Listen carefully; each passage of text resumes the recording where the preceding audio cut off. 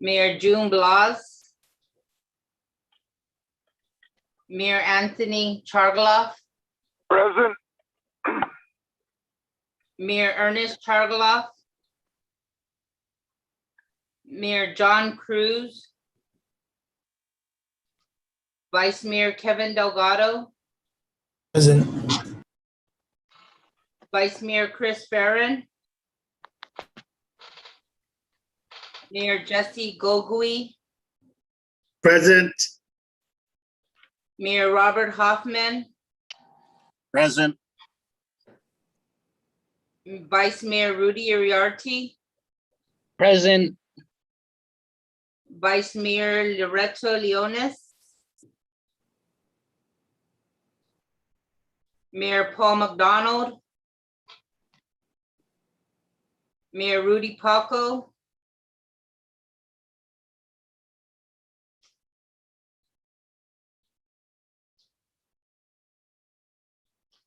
Mayor Rudy Paco, I'm present, sorry. Mayor Bill Kenga, Represented. Mayor Johnny Kanata, Present. Mayor Luis Rivera, President, Mayor Frankie Salas, Mayor Frankie Salas. Unmute, sir. Present. Mayor Anthony Sanchez, Mayor Melissa Savares, Present. Mayor Kevin Susuico, Present. Mayor Vicente Taitigui, Present. Vice Mayor Albert Toves, Mayor Alan Nagakta,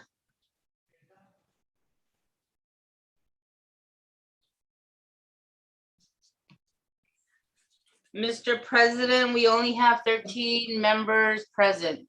We do not have a quorum.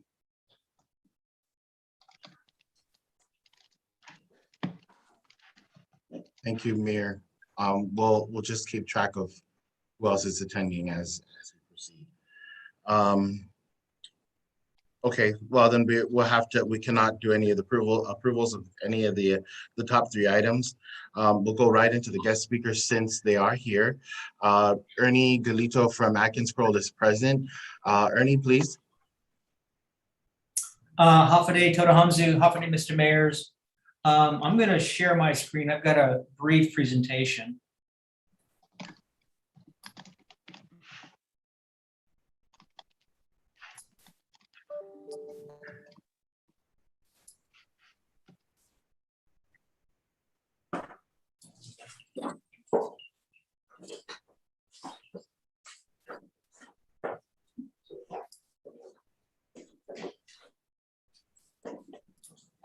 No, sorry, let me get this going.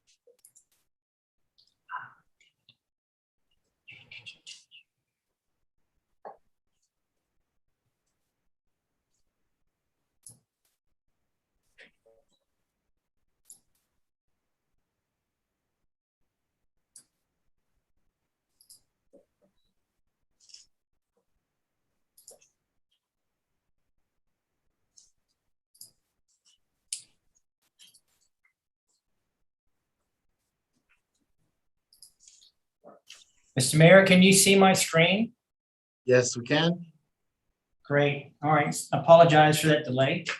I want to thank you, first of all the mayors for their participation in the battery recall campaign that we had several months ago. I think it was very successful and it showed that all the mayors and your respective residents really care about recycling used and discarded batteries.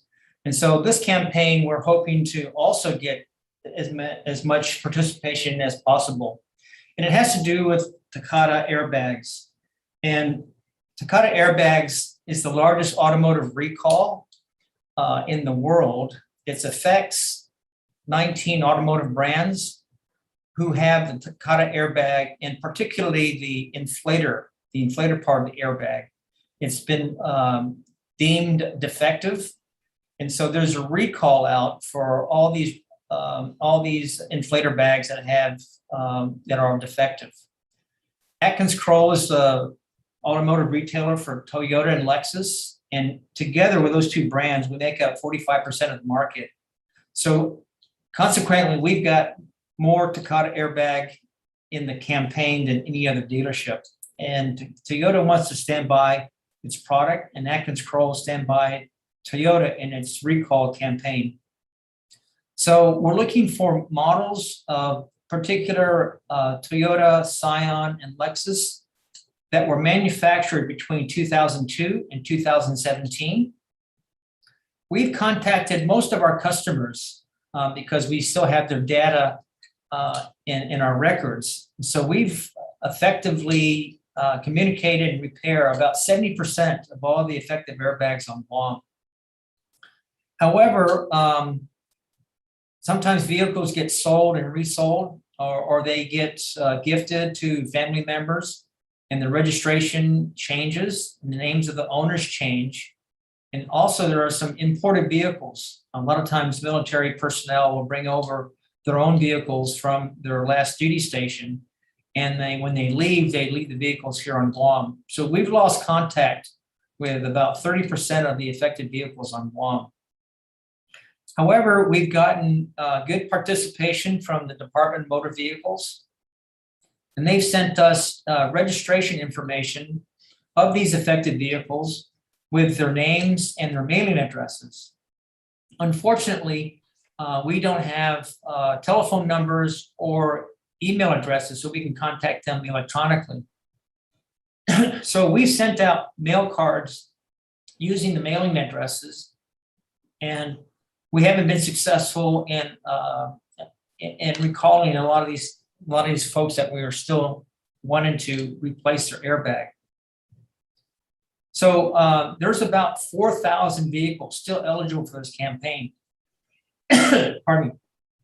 And there's a lot of them there that are almost 20 years old. So there's a lot of them out there that we know that they may be abandoned, they may be discarded, they may be in somebody's property, and then people have just forgotten about them. But they're still out there, and we still need to capture that information and replace the airbag, whether the vehicle is operable or not. So what we like to do is we like to partner with all the village mayors in helping us reach out and get these airbags recorded and hopefully get the airbags replaced with the proper airbag. So we're inviting the mayors to participate with us. And so we have the safety campaign that we want to launch in October through the end of December. I'm sorry, that's a typo there. It should be December 31st. And what we're asking the mayors to do is to reach out to their residents and encourage owners of these vehicles to have their airbags replaced at Atkins Kroll. And I have to stress that there's no cost to the customer. Toyota will replace these airbags at no cost. And however, we will also give some rewards. So with each airbag that we replace at Atkins Kroll, the owner will get a $20 Shell gas card. And then for the mayor who refers the TAKATA owner to have him replaced, we'll give the mayor $30 in cash. And then how it would work is that once you identify who that owner of that vehicle is, you give them a voucher, and the voucher will have the customer's name, the customer's VIN number, that's the vehicle identification number, on the voucher. and it'll also have the village names on there. So when the customer brings that voucher into Atkins Kroll, not only do they get the TAKATA replace them at no cost, but we'll give credit to the village that the voucher came from. And we'll also give the owner a $20 gas card and some other types of free gifts. And then Atkins Kroll will keep a league table of each of the villages at the end of the month. So everybody will know how many referrals that each village sent down to Atkins Kroll. And then we'll have the awards for first, second, and third place, and we'll do the payouts in January. So this is how it kind of works. We'll prepare the list that we got from DMV of all the Toyota and Lexus owners from 2003 to 2022. It's a registration list. And then if you can contact those owners and they bring their vehicle in to Atkins Kroll, again, the owner of the vehicle gets a $20 gas card. And since we're partnering with Shell will also give that owner 250 of their Pacific points, as part of their rewards program. And for the first 1,000, they'll get a free sunshade from Shell. But Atkins Kroll would give each owner a 20% discount card, good for parts and labor, should they want to come back and buy a battery or they want to get their car repaired. It'll be a 20% discount any parts and labor for the owner. So how big is this? How big is the number of airbags that are available?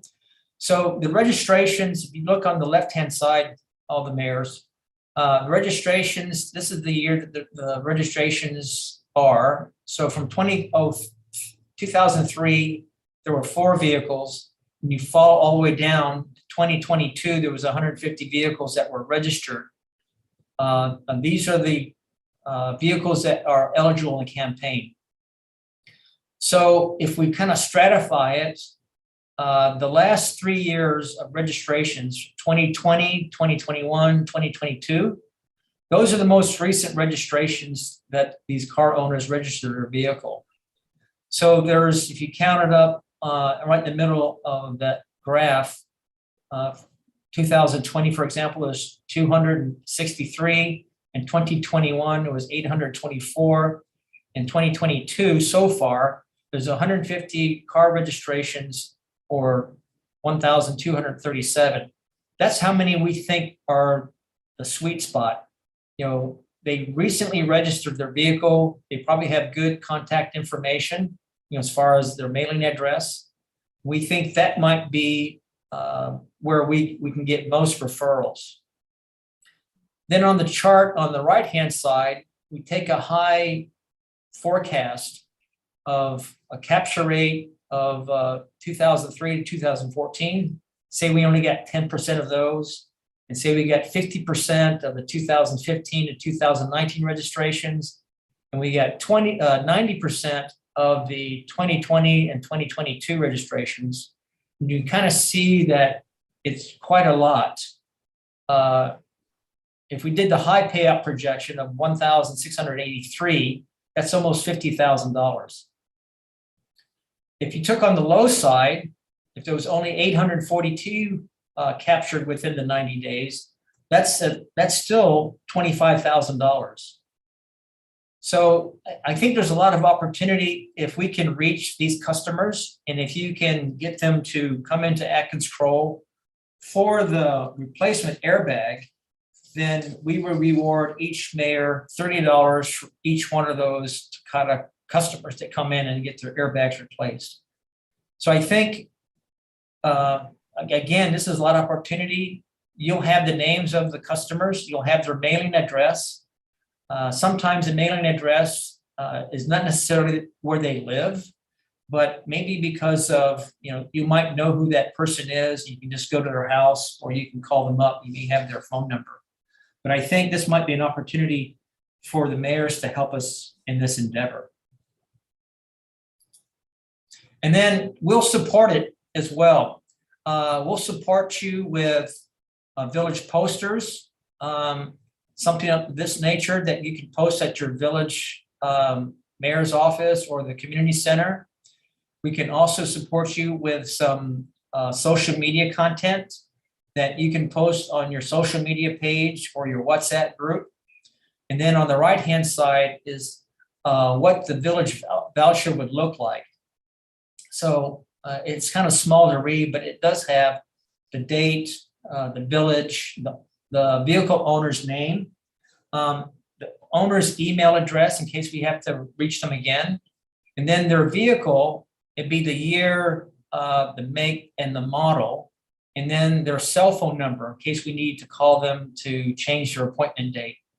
So if the customer brings this in, it has the village name, we can credit the village so we know who has the $30, and then the customer gets the gas card together with the discount card from Atkins Kroll, plus the Shell, Pacific Points, and the Sunshade. Now, we also have some incentive programs for the village itself. So I know you guys are very competitive. And so the first village to reach the first 25 TAKATA redemptions will give you a $250 bonus on top of that. On top of each one of the 25, you get $30. Then on top of that, if you're the first village to reach 25, then you'll get another bonus of $250. If you get, if you're slow on the first month, but you're energized to really catch up in the second month, for everybody, for the villages, the first village with a minimum of 30, between November 1st and the 30th, if you have the most with a minimum of 30, then you can get another bonus of $250. So if you are slow to start, but in the second month, you really are energized and you can capture a lot of referrals, then you get a bonus of $250 with a minimum of 30. And then lastly, if you're really behind the pace, but you think that you can really get everybody energized in your village, between the dates of December 1st and the 31st, if you have the most or the first one to bring in 30, then you get $250 bonus on top of that. So I know each of you are trying to count now how much of the referrals you can capture, and this will be a bonus on top of that. Then at the end of the year, or actually next year, we'll have the Village Placement Awards.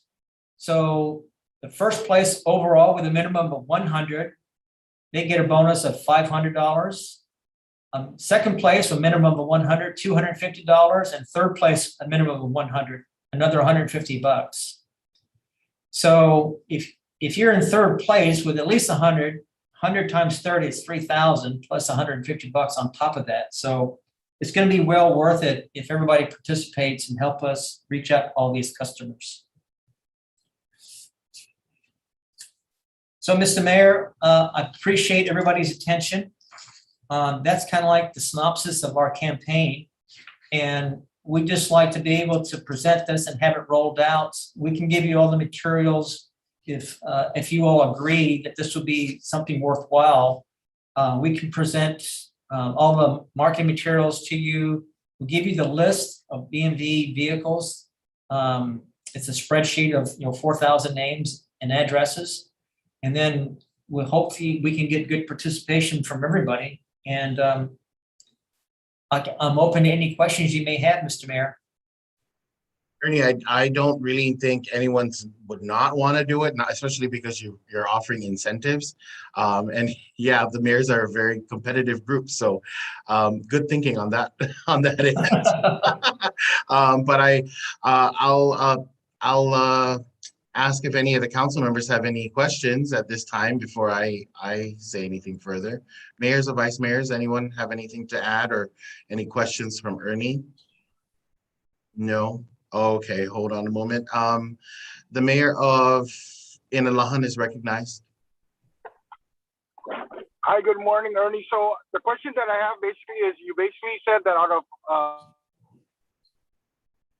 we were able to capture 70% of.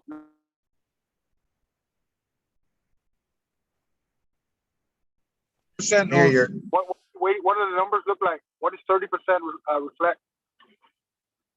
It's about almost 4,000. Oh, wow, okay. Okay, just curious to know. Thank you. thank you, Mayor. Anyone else, mayors or vice mayors, have a question for Ernie or a concern? Do you want your check now? Okay, so you know what, Ernie, a lot of us have WhatsApp group chats and email. You know, we send email out to our residents. So if you could send us those digital files, we could share that way. And we can go. Okay. Just like we did with the batteries. I think those of us that were interested, or those of us that were able to pick up or retrieve the batteries, we did. And so I think with the same, it'll happen again with the airbags, I believe. And you're offering a better incentive. Yeah, and most importantly, I mean, it's fun to be competitive and win the prizes first, second, and third, and get the other bonuses, and then also the referrals. I mean, that's a monetary incentive, but we'll also have to remember that this is a safety issue as well. And so, thank goodness we haven't had any type of accidents happen, but there have been some accidents in the States and other places that are in the climate similar to Guam, like in Florida and South Texas. So it has to do with the properties of the inflator, and sometimes they can inflate on their own. And so we just want to make sure we get those inflator airbags off the road. And also the thing I have to mention too is that we're interested in the vehicles themselves. So there may be some abandoned vehicles that may be discarded or property that are eligible, especially for Corollas. If we can even get the VIN number, and if it's part of the campaign and it's inoperable, say there's engines taken out and there's no tires on it, it looks like it's never going to be repaired, we can still give you credit for that TAKATA airbag, because at least we know we've identified it and we'll go ahead and replace it anyway, just so that we can say that dangerous airbag is out of the marketplace. Right. Okay. Does anyone else have any mayors, vice mayors? Anyone have a question? Okay. Well, Ernie, if you could just go. Oh, I'm sorry. The mayor of Chalanpag Ward is recognized. So Ernie, when you mentioned that these inoperable vehicles that have these old TAKATA airbags, I mean, that means if we identify it and we find where it's located, you're going to send a crew out to replace the TAKATA airbag regardless? Yes, we're going to take that airbag, that's the effective airbag, out of the market. Because frankly, some kids could be, playing in the vehicle, or somebody could try to move the vehicle. If it explodes, it could explode. So we want to make sure that that danger factor is taken out. Okay. Roger that. Thank you. You're welcome. Any other mayor or vice mayor have a question for Ernie? Okay, well, thank you, Ernie. I do appreciate the time that you've spent to actually even present that to us. I'm sure that you're going to get some takers. So if you could send that to me, I know you have my email address, Yes. and we can We'll do. disseminate it. Thank you, Ernie. We appreciate it. Thank you, Mr. Mayor. Okay, have a good day. Adios. Adios. Thank you again. And next we have Mayfei from BOSA, Department of Public Health and Social Services. Good morning, Mayfei.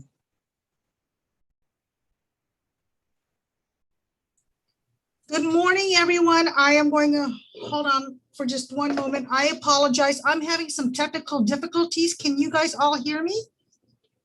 We can hear you. Okay. Can you see me now and not I can be see frozen? you. Okay.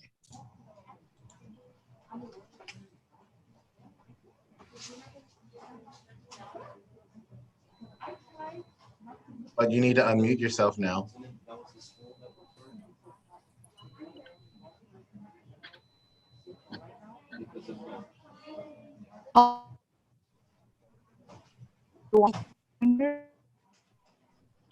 Person does we need to care at home evaluation placement supervisors, the home evaluation place service section. All the bureau under the how to recruit for at this time is us like foster parents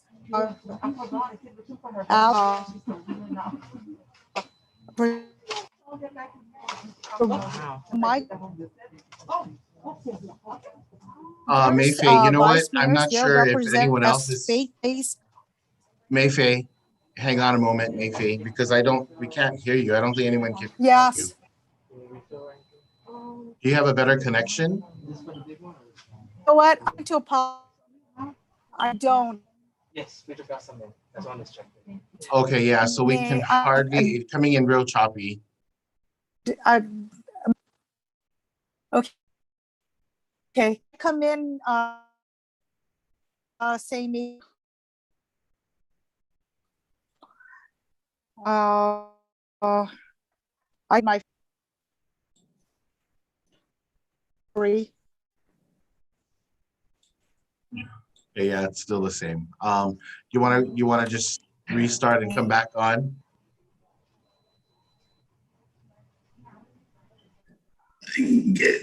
Mr. President, Yeah, let me try. yes. might I advise Mayfei to take her video off and just leave audio on? Because if streaming is an issue and she takes off the video and just uses audio, she may be able to come in a little clearer. Yeah, let me try.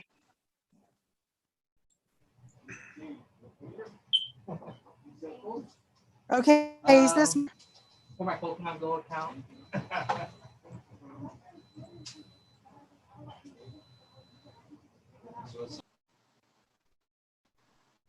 Are you there, Mayfei? Because your Hi, video is off, but is this so much? But yeah, it's not working. yeah, but I'm not muted. So I did that for the advice. Okay, let's come back next time. We're having. Sorry, Mayor. Yeah, Jussie. I mean, if you have a better connection, perhaps, yeah, it's not working. No, I can't hear. Yeah, why don't we arrange to do this another time if you don't mind? Are you okay with that, Not a Mayfei? problem. Thank you. Okay, thanks too. Thank you, and I yes, yes. Okay, Thank you. we'll arrange for another time. I'll go ahead and explain what you were trying to do though. So for the council's information, BOSA, the Bureau of Social Services and Public Health, is in need of foster parents. And at our officers meeting, oh, I apologize. So Mayor Alan Ngakta just arrived. Mayor Louise, are we at 16 now?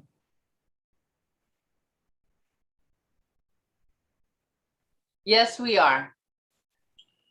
Okay, so can we just go ahead and call the meeting to order at 11:39 with a quorum of 16 members present. I do want to recognize that Senator Taitigui has joined us. Thank you, Senator, for joining us. Mayor Savares, did you have a question before we continue? Are we back on the agenda? Yes, we are back on the agenda. Okay, I want a motion to approve the agenda of the minutes from the last meeting. Thank you very much. Is there a second to that motion? A second. I'm sorry, you're gonna have to raise your hand. Okay, Mayor Hoffman, you're recognized. You're seconding the motion? Thank you. So a second by Mayor Hoffman. Any discussion on this motion? I don't see any hands. Okay, so with no discussion, all in favor of approving these minutes, please say aye. Aye. Aye. Aye. Aye. Why is my Aye. hand raised? Aye. Aye. Aye. Thank you. Are any who oppose? The motion is carried. Thank you. Moving on to the approval of the August minutes. Is there, please again, may I remind you that you'll need to raise your hand on the screen as opposed to doing this because I can't see everyone's hand. So is there a motion to approve the minutes, please? Mayor Gogui made the motion. You're recognized, Mayor Gogui. I make the motion to approve the treasurer's report for September. Thank you, Mayor Hoffman. You are recognized. I second. Thank you. All in favor, please say aye. Yes, you do have to say aye. Aye. Aye. Aye. Aye. Aye. Aye. All who oppose? There are no objections. The motion carries. Moving on to the approval of the treasurer's report for September. Is there a motion to approve the treasurer's report?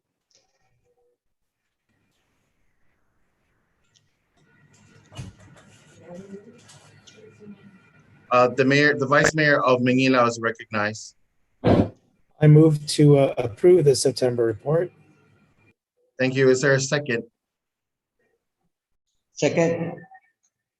Second. It is seconded by the mayor of Manila. Any discussion on this motion? All in favor, please say aye. Aye. Aye. Aye. Aye. Aye. Aye. Aye. Aye. All who oppose? There are no objections. The motion carries. Thank you. We'll move on to the executive director's report. Angel, please.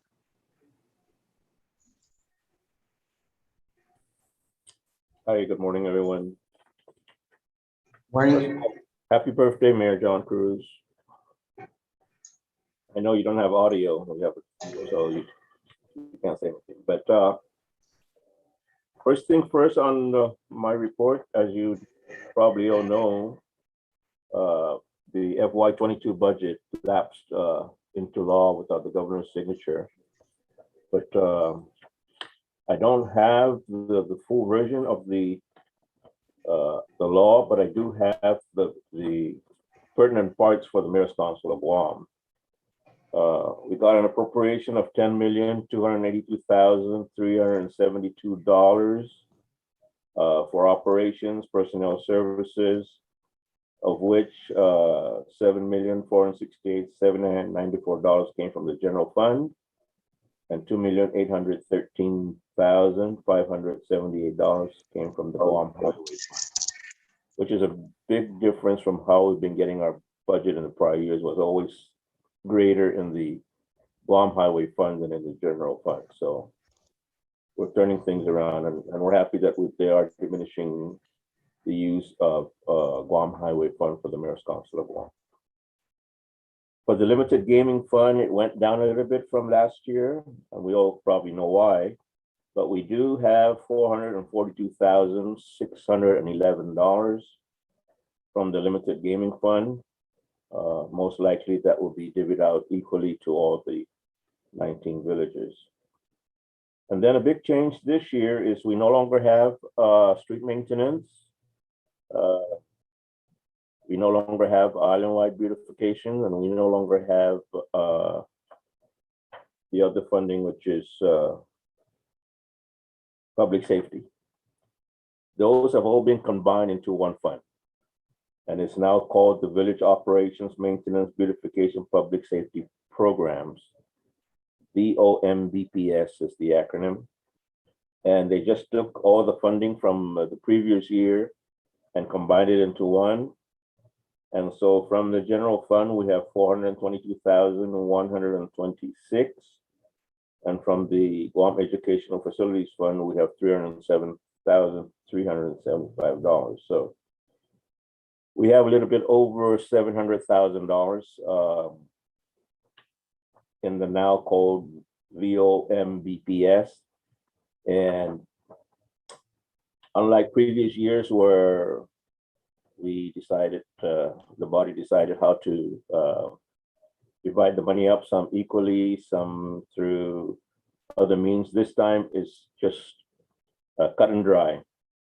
Every village will get $20,000, and the remaining balance would be based on the total road mileage of your village, the latest one.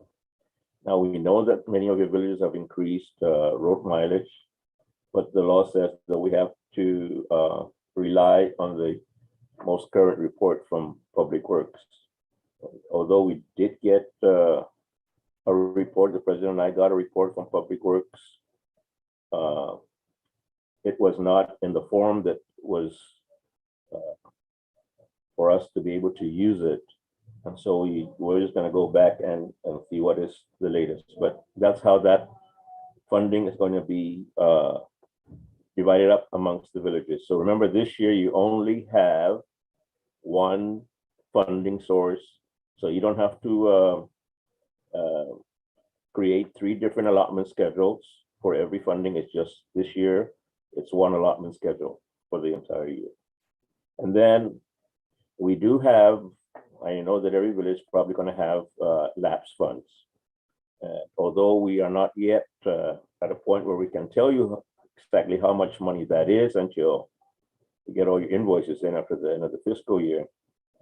Those funds that can come out of public safety, come out of street maintenance, and come out of island-wide will still remain in those programs, and that's the way you're going to spend those funds if you are willing to spend it. I want to say too that we did get an approval from the legislature to use the continuing appropriation and prior year obligations. So we are able to, whatever funding we have left from this fiscal year would not lapse and will be available for your use for prior year obligations and current year obligations until it's fully expended. Our host community, our villages of Odud and Ilahan will still get their $150,000 each to their Municipal Planning Council fund. And one new section this year that they added to our budget, which the president and I requested when we met with the Office of Finance and Budget, is the authorization to waive statutory procurement limit for recycling revolving funds appropriated or allotted to MCOG. So instead of 25,000, which is the current authorization, the new law now says that we are authorized to issue purchase orders up to $50,000 per village, per recyclable item. And so that would assist us in being able to use up the recycling money faster and allow you guys to be able to collect faster. So that's basically our budget. As soon as we get the final version from the Office of Finance, I don't know whether it will be necessary to approve the way that the money is going to be divided up, because it's really already in the law. There's no options. We just have to divide it up the way the law says. But beginning October 1st, of course, the first 2 weeks at least, prepare your allotment schedules. And Mary would, of course, send that out to you. The other difference in our FY22 is for the past 5 fiscal years, there's always been a restriction on travel. We were successful to remove that as well.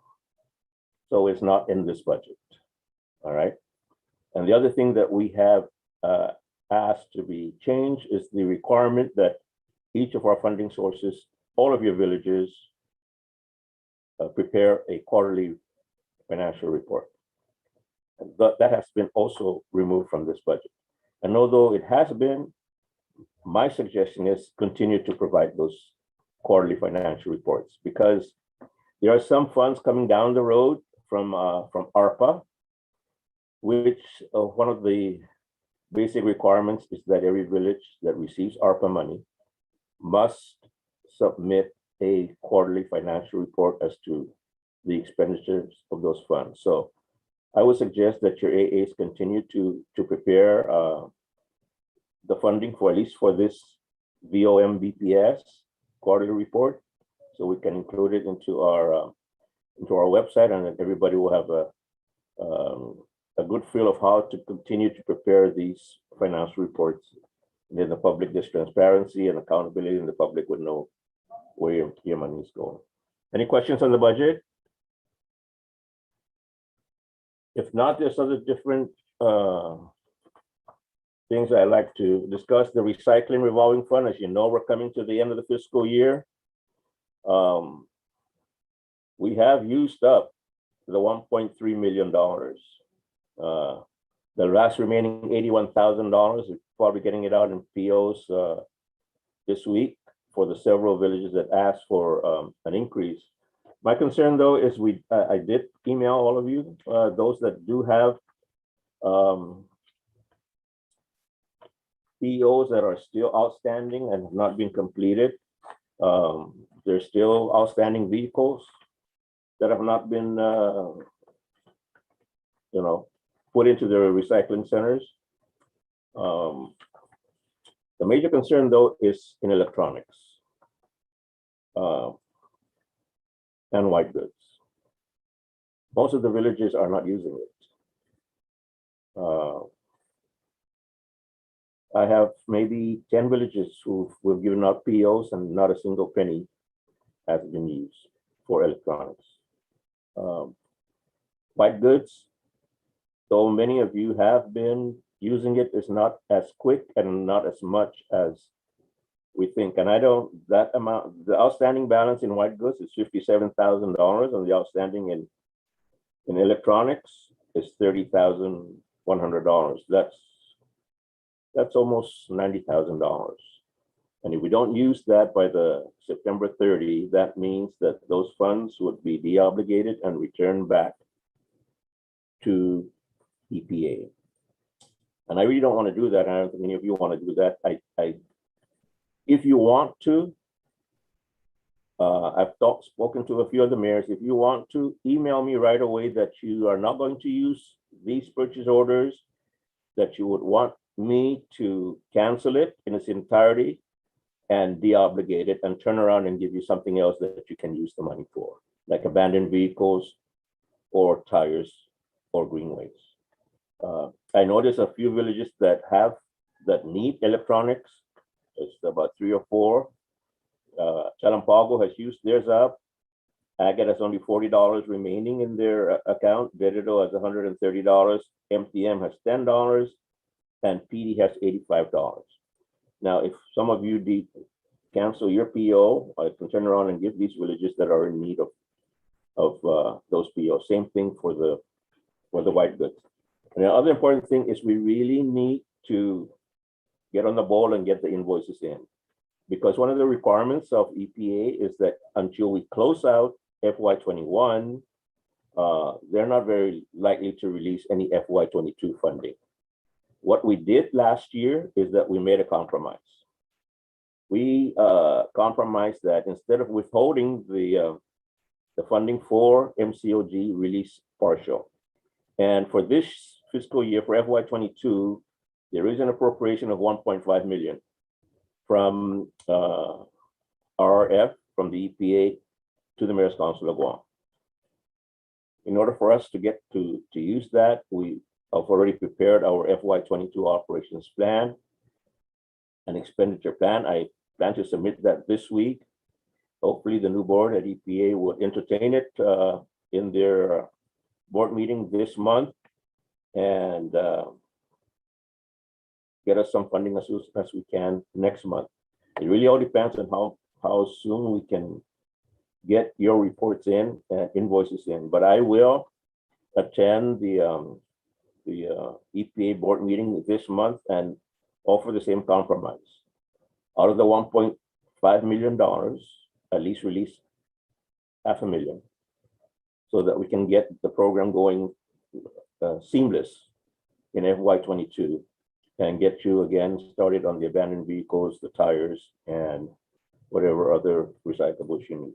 But we need your cooperation and we need your assistance in trying to get all of those POs exhausted. Or if you are not going to exhaust it and you don't need it anymore, please either email me or call me and let me know that you want it canceled and de-obligated for some. Angel, can I interrupt for a minute there? Sure. So I just want to echo Angel's sentiments, because on our end, I would like the council to know that Angel and I have been listening to you, and we are listening, and we are trying to make them is available year round. I even went above what we're supposed to be doing and requested again that the chairman and the EPA administrator and deputy help us push this forward, but they can only do so much. And so what you really need to know is that you'll need to check your office staff, you'll need to check your invoices and make sure that if you've already used services, that you submit these invoices right away and you don't delay, because at the end of the day, it is going to be our fault again for not receiving the money in October because we're just waiting. And I can say that on our end, on the administrative side, Angel has pushed forward, and I continue to ask EPA, and they're waiting for us. They're ready. So we can talk about all the bad people over there, but really, they're just waiting on us. And it really is your invoices. So if you, like Angel mentioned, if you have electronics and you're not using it, give it up to someone else, or give it de-encumber the money and use it for something else that you need, for some other recyclables. But please don't sit on these invoices and on the money, because it's not, everyone else needs the money. And if you're not going to use it, we're asking you for your help to please, please, please let Angel know. The best thing to do is just communicate with him so that we can work this out. This week is the best week to do it because it's already the end of the fiscal year, and we can get it done this week so you can use it or someone else can use it. Before you continue, Angel, Mayor Savares, you have the floor. My question is, Angel, this fiscal year, this coming fiscal year, is DPW going to be responsible for abandoned vehicles, or do we continue? No, Mayor, there's been no change. It's still status quo. Okay, thank you. Thanks, Angel. You can continue. I apologize. Okay, any other, yeah, it's very important that we really get on the ball with the reports for the recycling. I can make the compromise with EPA, and I'm sure that they'll compromise with us, but I need to put a drop dead date as to when we will submit everything in FY21, and I don't really want to go beyond 30 days of October. I want to submit all of that before the end of October, so we can make a compromise, live up to our end of the deal.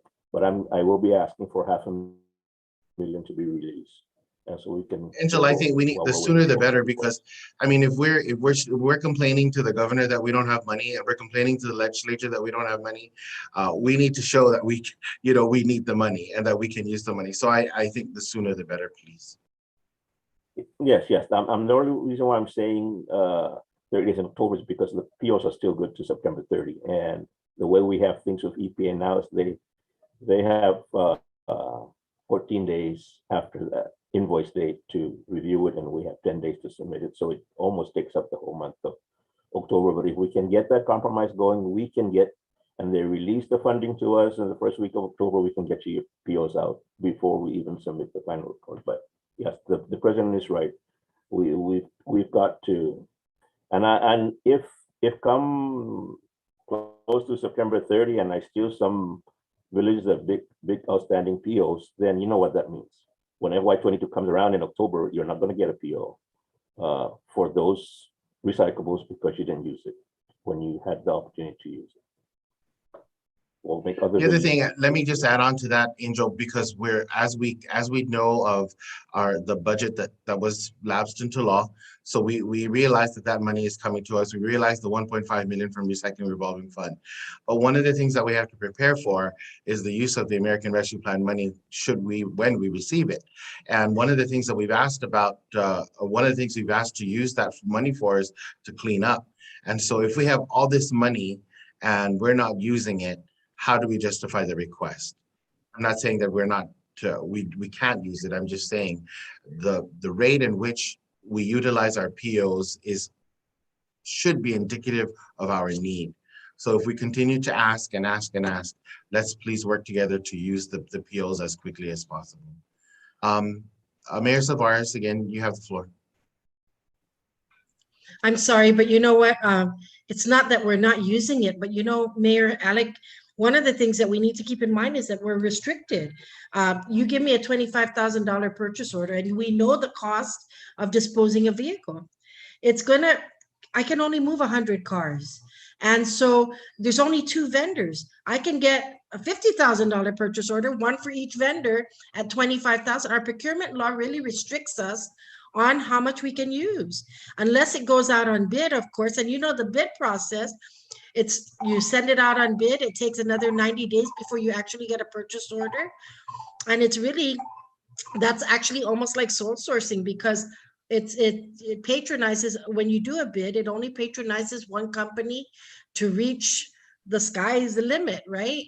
And so of course, it's not that we don't have the stuff to dispose, it's just that we're restricted on how much our purchase order can be.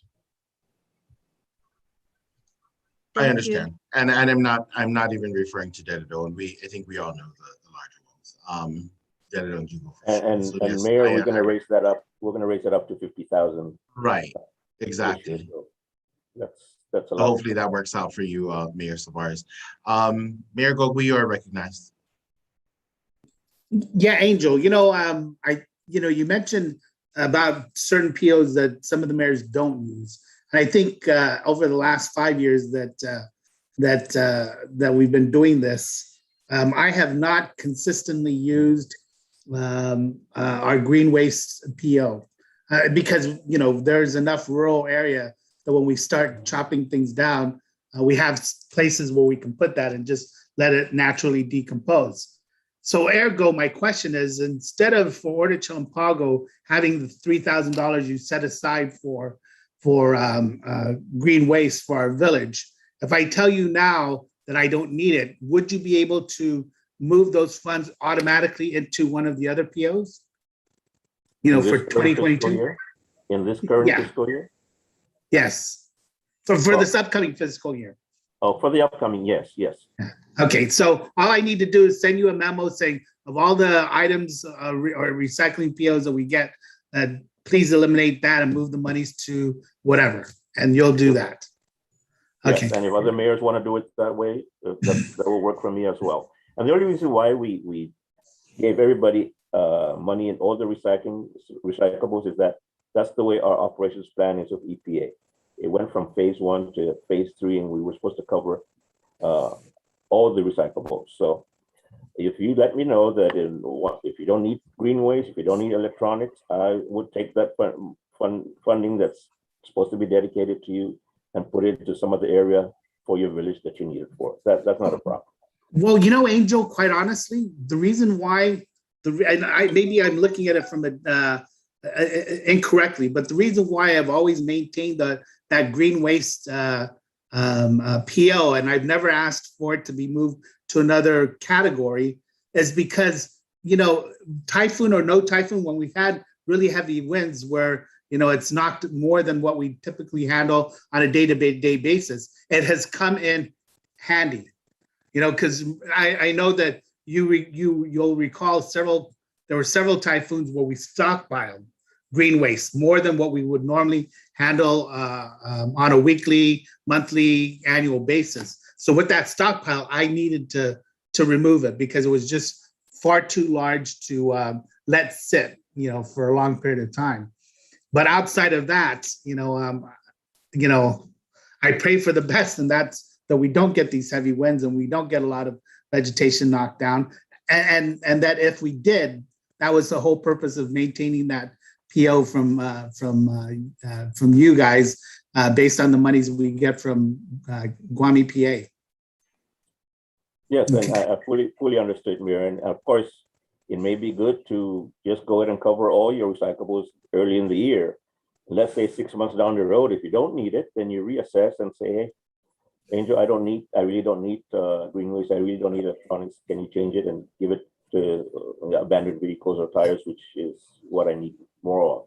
But if we do give all of you everything, or all categories in the beginning of the year, it may be, like you say, you never know. It's good till September 30th of next year. You never know when a storm is going to come by. Or you never know when an emergency will come up. It may be good to already have the PO, and we can, like I said, reassess it, 1 quarter, 2 quarters down the road. And if you don't need it, then we can change at that time.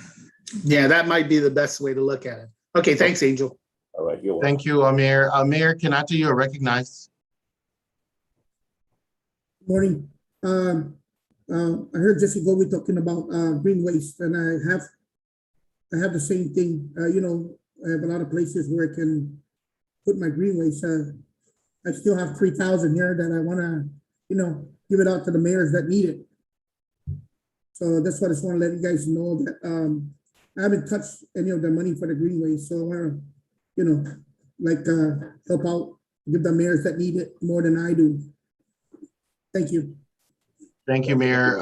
Go ahead and write your letter to Angel to de-encumber to cancel the PO in its entirety. Just make sure that your agenda knows that so that the money can be allocated elsewhere. Thank you. Anyone else have a question before we move on? Thank you, Angel. You can continue. Are you done? Yes. The other thing is that the reports for year ending FY21, I did send an email to, or Elaine sent an email to all of you requesting for some information, some data on your request for assistance in the villages. So we can compile all of this for our annual report and also to put in our city-centric report for FY21.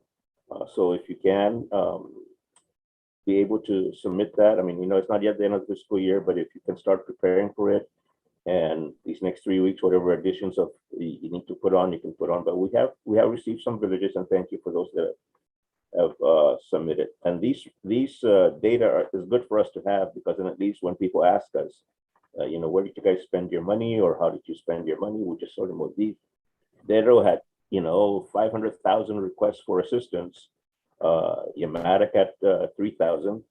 We can show them, where all of these and where all the villages are. And villages are, as far as the status of requests for assistance, rest scores, canopies, whatnot. It's always good to have that information. COVID pay. I know that the president has been working with the governor and the administration. No, we have not stopped collecting that information. Your AAs are still being asked to continue to prepare the COVID pay timesheet, so that whenever DOA is ready to pay out, all we have to do is submit those and have it paid in. But I know the president is working with the governor, the chief of staff, on getting additional funding put into that account to make this pay whole. And the president probably also bring up with you before the end of this meeting a request for assistance from all the mayor's offices for as far as logistics. They're upping the fight against COVID, so there's a request now for more sites to be established, and so they're requesting the mayors to assist in setting up canopies, provide whatever logistics is needed to get these sites up and running. So, and I know the mayor would, the president would request that. Angel, we can talk about that now. Okay. We can go ahead and continue that conversation, please. Yeah, we sent out the email. I sent it actually to the president for his discretion as to how, this is the first time we've been asked to fully participate. I mean, you've all been participating, you've all been assisting, but now there's a greater request because there's like 5 different entities that they're seeking assistance from. And you are all overwhelmed with all kinds of requests for us. We're helping to pass out food for the Manamku, pass out food for the kids, school kids. It's just left and right. And so we'll send out that request. It's a D-Land ticket actually, requesting MCOG to see whether we can have the different villages support. It's not going to be every village that's going to have a site. There's going to be, 3 different sites, I believe, northern, central, and southern. And so we can have villages combined together to get our people to work together to assist in, I think Manila is one of them, Inalan is the other one, and the Dementia Center, I believe, in Jigo is going to be the 3rd one.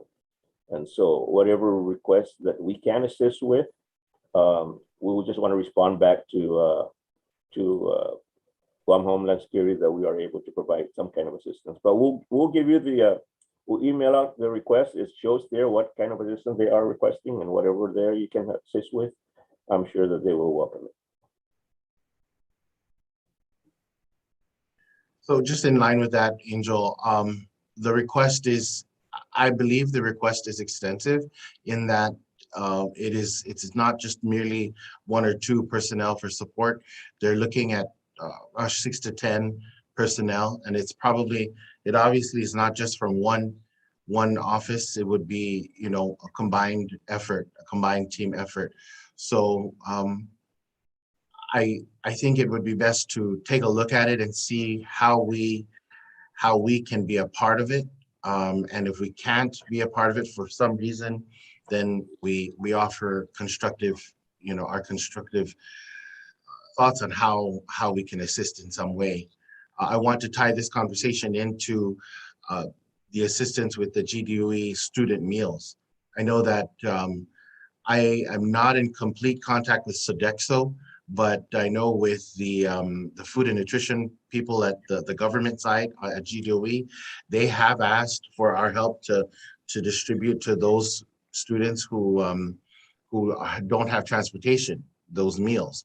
And so it is, I don't know, I haven't heard from any of you as to how difficult or how impossible it is for you to assist with those meals. But I do know that that Sodexo, the vendor, has had some issues with distributing some of these meals. It does go above and beyond our regular duties. And so with what Angel is talking about, that would also consume our personnel. So in considering all of that, I think our plan forward has to consider all of that. Mayor Melissa, you are recognized. Okay, thank you. I did receive calls from a few mayors last week about the food distribution, especially because the first and second day, I also got a message from the principal at JFK that said they had 600 meals that were left over and she needed help from, I know Tamuning also assisted with this, Denido and Tamuning, to pick up these meals and take them to families. And towards the end of the day, and that particular day, they had gravy. It was already a cooked meal and there was gravy. And by the time we got it, they packed it and gave it to us to distribute.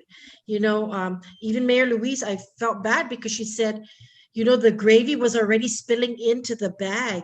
So those, then Mayor McDonald also had a concern with the meals coming from Agana Heights. And then I had 2 schools, Weddingale and Astumbo, that called. They had over 200 meals on the first 2 days. Mind you, we're also assisting with traffic control at these facilities. And so I did talk to the superintendent at the end of the week after hearing the concerns. And I said, you know, I don't know if it's just families not being able to get to them, to the schools because of transportation. But what we did assist with was picking up some meals, not all 600 from JFK and not all 200 from Estumbo, but we picked up several meals and then took it out to, like, you know, housing areas. And I know Mayor Rivera also assisted with distributing some of those meals, even from her office. But so the superintendent was going to get together with both the cafeteria and Sodexo staff to see if they can maybe reduce some of the numbers of meals that they're distributing. As we see at the end of the week as well, last week, is that, you know, not too many families were actually driving to the schools. And then the numbers of meals left over that were we had to pick up and distribute. We took ours to housing developments and apartment buildings that are away from the schools, so that, you know, where it was not within walking distance. So that's how we assisted. However, this morning we are also getting calls from Sodexo asking how many meals can we put aside, rather than giving us 200 at 1:30 in the afternoon. How many meals can they put aside prior to, so that we can reserve it? And we've made contact. You know, we were even putting it on our neighborhood watch chat groups for families to please come to the schools before 1:30 to pick up these meals. The concern that Mayor McDonald had was there was so much left over that, you know, at the end of the day, nobody wants to take something that was cooked at 8 o'clock in the morning and then feed it to their families. And then because it was a nutritious meal, you know, he said that he felt terrible wasting it. And so I asked the superintendent that they maybe provide dry goods rather than these pre-cooked meals, and work that way. Okay. Well, you know, Mayor, I'm hoping that I did speak with the Food and Nutrition Administrator, and hopefully, I think they were trying to work on ensuring that they decrease the number of meals, right? So I'm hoping that by now that has decreased. In my experience here at Jose Rios, I don't know if it's decreased, but the amount of meals that we deliver is a lot less from when we first started. So I'm hoping that on your end that has, you know, that has changed, or at least at Nagano Heights end. But thank you, Mayor, for that. And you know what? I'll get in touch with you after this meeting as well. Maybe we can touch base. Yeah, so I did, when I talked to the superintendent, he said that's what he was going to do, is maybe work at lowering the numbers down. Okay, so I just spoke to them last night, as a matter of fact. So I guess that's what's going on then. So if anyone else is having any issues, let us know. Thank you, Mayor Sobares. Mayor Kinata, the Mayor of Humatec has the floor.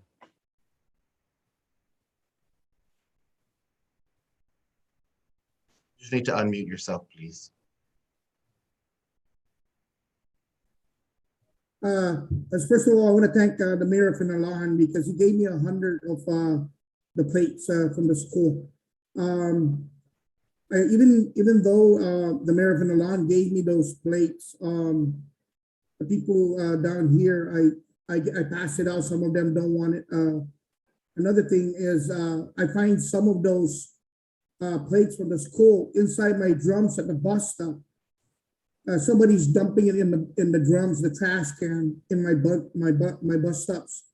There's 255-gallon drums, and there's like maybe 30 plates in each drum. Every time my staff go around, we find those plates, those lunch for the students in our drum, in our bus stops.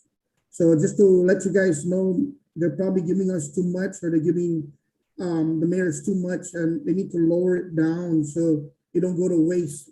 Instead, we're finding them in our drums, and then we're wondering who's dumping it, but we don't know who's dumping it in our drums. Every time they go around and pass it in your Matic, we find it in our drums in the school, the bus stops. Thank you. Thank you, Mayor Kanata. Yes, thank you for letting us know. I will note that and send that to the administrator. The Mayor of Sinahan is recognized. Thank you, Mr. President. I guess if you are in discussion, I know it's not going to happen overnight, but if you are going to have a discussion with GADOE, the biggest thing I think is on the distribution meals is Mayor Savares is right. It's the spillage. The mandarin and all the juices is into the food, and the vegetable is into the dessert. It jumbles in there. And if they could package it similar to how they do the senior citizens meals, where it's vacuum packed in environment friendly container, it's a lot easier to transport and move and dish out. Versus that, I mean, I'm all for the environment, but that container is so flimsy. It's not even flimsy, it's beyond flimsy. You might as well just put it in a plastic bag and hand it to them like it looks like dog food by the time they get it. And so it's really a sad case of waste. And yeah, even handing it out to the Gura residents and stuff, they don't want it. They're just like, thank you, but no thanks. You know, they don't like the food selection. They prefer the canned goods, or they want it packaged better where it looks more presentable. So if Sodexo can invest in that, or GDOA can invest in those just vacuum pre-sealed, I think it makes for better presentation for everybody and for transport, because even when you're transporting those plastic bags, you can't stack 3 or 4 above each other. Other than that, it's going to all collapse on each other and it'll just end up as pancakes. So I do hope you can relay that to the superintendent. I will. Thank you. That's a very good point. Both you, Humatak and Sananya, and I will have that discussion today with them. And you're right. I mean, we received the meals too. So all of us that help with the meals, we do see the condition that it's in. And if you're not going to eat it, why would anyone else, right? So I get it. Thank you so much. Angel, I'm sorry, you can continue. Yeah, a couple more things, mayors and vice mayors. Please be aware there's a new public law, 3625, has to do with requiring that all employees of the government, including the Mayor's Council of Guam, undergo an ethics training. So what the law says is that everybody that's been recently hired as of the enactment of this law, which was in May of this year, they have 6 months to take the ethics course. And those of the prior to May that have been on board, they have up to 36 months to go through an ethics course. But the requirement is that everybody go through it. Even your maintenance workers. And so that includes all of us here are the mayors of the admin, all of you, mayors, vice mayors, everyone has to go through this ethics course. And there is a requirement for a refresher course after you take the first one every 4 years. And so the course is going to be 4 hours long. It's going to just be done in a day, whatever time on that day. But you need to be aware that you have to make time for these employees to, and it'll be up to the Guam Ethics Commission to provide the dates for these training courses. We just have to take opportunity that when it is offered, that you at least send someone from your outfit to take this course. But like I said, the requirement is that everyone, there's no exemption, everyone must take the ethics course. Those are Angel, there's going to be some questions, I know for sure, but can we make sure that there's a virtual option? Because I mean, if everyone, how many employees in the government of Guam? 11,000 some? We can't be gathering, and I'm not going to have my staff. I wouldn't have my staff all gather at one time, you know, to do that. So yeah. Would you mind just verifying? verifying? And what we will probably request is, if they're going to have one, it has to be just Mayor's Council of Guam, not included. That's correct. Yeah. Okay. Okay. Hang on a moment. I'll send you the mayor of hang on, Angel. I'm so sorry. The mayor of Border Channel Pog was recognized. Thank you, Mayor Alec. It's real basic, I guess. You know, in some of the past ethics trainings that mayors and vice mayors have attended, that it was at UOG for a fee. So we're assuming that this is not going to be a budget issue for us. Is that correct? It is not free, Mayor. It's not free, but we don't know the cost yet because the Guam Ethics Commission still has to come up with whatever protocol is needed. But we do have, it does say in the same law that every agency or department has to pay for their own training.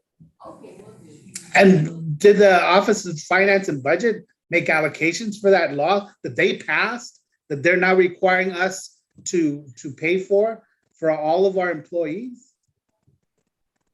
Well, it's not a line item in our budget. No, it's not. It's probably just saying it's included in operations, so we'll see. Well, I mean, we didn't, We don't we had have the a, amounts yet. We don't have the amounts because the Ethics Commission is directed to come up with that information. well, Angel, you know, I mean, experience shows that these courses, when we had to pay for them, was pretty much around $200 per individual for 4 hours.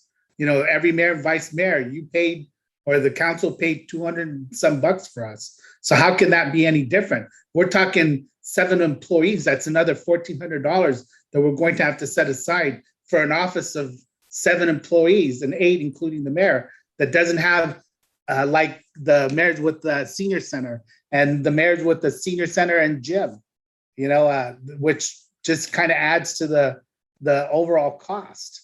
And when you're talking, we have 3 fiscal years, Mayor. Too. You like I mentioned, you have 36 months, and so you can just spread it out. You don't have to put everybody at one time. Okay. It's 36 months. The only ones that have to be done within 6 months are those that were hired after May of this year. And for future, any new employee has to be within 6 months. But those that you already have on board that have been on there, just plan it out. You've got 36 months to get them through this course. Thank you, Mayor. Mayor Gogui. The mayor of Dededo is recognized. Mayor Gogui asked the question I was going to ask about the budget. Okay, thank you. Thank you. Angel, I'm sorry, you can continue. And one more thing, the other public law that affects us is Public Law 36-34. And I'm glad that our meeting today is being streamed live on YouTube, because the new law now says that if it's not broadcasted, if it's not streamlined live on some platform, that any action that we take as a body is null and void. So today's meeting and any future meetings, Madam Secretary, please be aware that not only do we say it's going to be streamed live, but you also have to have the agenda published for that meeting. Okay, so otherwise, like I said, it's not just a quorum. There has to be a broadcast of the thing. And we are preparing for that. The president and I have been preparing, we're trying to get our meeting room all set up. It's going to be a while with all these restrictions that we're going through now, but we are preparing for that day when we all move to that meeting room, and we're going to have it all set up and outfitted with broadcast equipment. But and I also bring that up is because it's not just the Mayor's Council of Guam meeting. It's going to affect each and every one of you because you have MPC meetings. Those as well have to be broadcast, because the law says every public meeting, and I'm sure all your MPCs are public meetings. The only exception they have is for executive session and meetings that by law are exempted from being broadcast. And it's already in effect, so be prepared for that. Any questions on that? We'll send you these 2 public laws so that you're all aware. The Mayor Ward of Chalampago is recognized. Again, Mr. President, thank you for recognizing me. Angel, with regard to these public meetings, I don't have a problem because, especially given this current environment, I'm sure most of us are having these meetings via Zoom or a hybrid of some sort. What I do have an issue with is, what is the definition of publicizing these meetings, our meetings? Because if we're going to do what I believe the letter of the law states, is that publicize in a circulated newspaper, does that mean we're like the legislature, we're going to have to put out an ad that averages about $250, for a standard ad saying we're having a meeting and we're going to do $250 every month for 12 months because we have regular meetings on a monthly basis? Because that's why I don't advertise. I'll announce it in whatever medium or platform we utilize to communicate with the residents, but to make that kind of investment for villages, small villages, that's huge. Again, $250 or $230 times 12 meetings a year. I mean, the things that we won't be able to pay for because we're now advertising.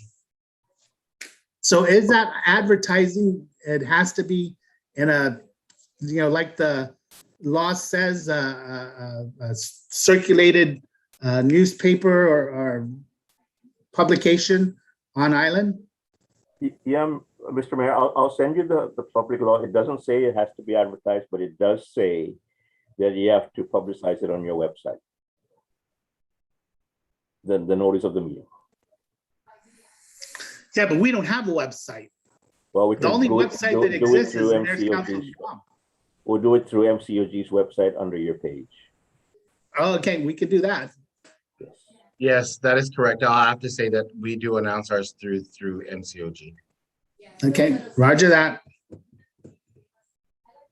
It's Mayor? been a long ED report. I beg your indulgence. I'm sorry I took up a lot of your time, but that's my report unless you have any more questions.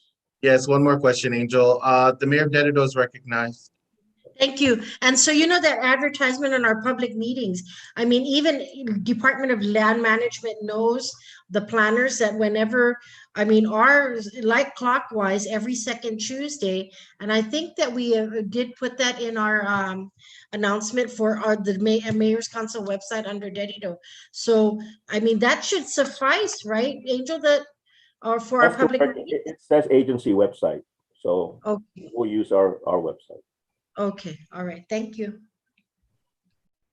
Just as Thank long you, as you let Angel. Elaine know and submit the info to her, and remember, there's a 5-day announcement period prior to the meeting, so it has to be into her before that. And there she is. Thank you. That's all I have. Like I said, unless anybody else. Thank you, Angel. Any mayor or vice mayor have a question for Angel or any follow-up? Okay, the vice mayor of Manila is recognized. Hi, Angel. Just going back to the ethics training, would this be separate for those of us who already took the training prior to or at the beginning of our term? No, if you already took the training, you have a refresher course in 4 years. Thank you. Thank you. Moving on to committee reports, boards and commissions. Are there any reports from any boards or commissions? The newly appointed members to any boards, have you had any meetings with your boards or commissions? I think we just want to get updated on that. I do have to say that the invasive species council has not met yet, that I'm a part of, and then the feral swine task force that was developed by USDA has also not met. So I don't have any reports for those two committees. The mayor of Dededo is recognized. Okay, the Education Policy Board, they continue to meet. Of course, right now the discussions are virtual. The online learning with the students, and of course the discussions, the meals, of course, the discussions on how the online learning is going, but also the learning resource centers are still open for families that are in need, maybe in need of assistance for getting in online or as homework assistance. Those the schools that are hosting those learning resource centers are in the communities. So please encourage your families to take advantage of those facilities. Most of them are open from 3 to 6, and teachers are readily available at the facilities. If they are middle school students, they don't have to go to a middle school learning facility. They can go to whatever learning facility is closest to their home. Okay, thank you. Thank you, Mayor. Moving into standing committees. I do know that one of the things that's going up tomorrow is the public hearing on Bill 156. I do know that I forgot which meeting it was, 2 months ago perhaps. I did ask for the council to consider supporting Bill 156. And that was, gosh, I thought I had it up here. And so again, it has a public hearing tomorrow.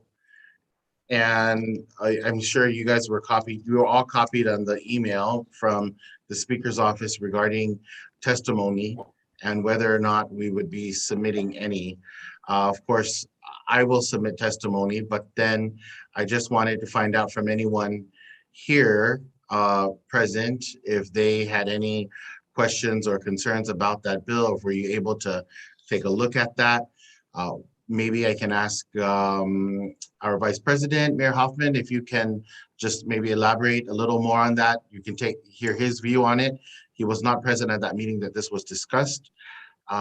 Mayor, would you enlighten us? Sure, thank you. And this is actually came from the legislative committee of the Mayor's Council at Guam, that in our discussions about powers, we always talked about noise ordinances, things we can do, and empowerment. So this kind of rooted from that, and us sitting with Senator Rada's office and their bill writers. So it really creates the civil orders of abatement and really outlines. So if you really take a look at the bill, it actually gives us authority on this end. Whether we exercise the authority, that's going to be something besides the point on some of the things there. But it outlines the agencies involved. It just adds us to that. I think it makes it it's a better case for us to tell people, because we are in the middle of the night or all these other things there. It's, we're the ones that are going to be asked and pestered, and we get the frustrations when we're asking other agencies, hey, how come you're not here and here and there? So, the citations is always going to be the end of what it is, but at least knowing you have the authority now, people will fall in line to listen in this manner. So I hope that our colleagues here can kind of see this as an additional tool for actually helping enforce the rules there, because those are the calls that these are the gray areas of, we just have to be nicer to each other. That's not really an answer in the law. This kind of says you really can't have the offensive noises. You can't be burning all this other trash and all this other stuff like that, or having unsightly. So in absence of civil ordinances and codes, this gives you a better sense of, what a public nuisance is, and it adds the civil part of it, not just the criminal.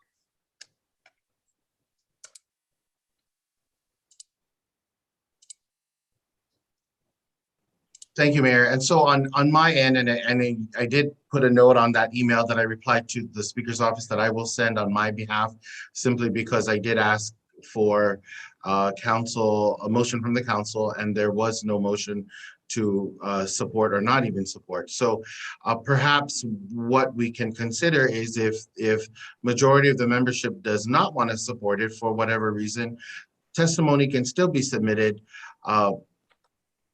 not in favor of the bill for whatever reasons we feel are necessary for the policymakers to know.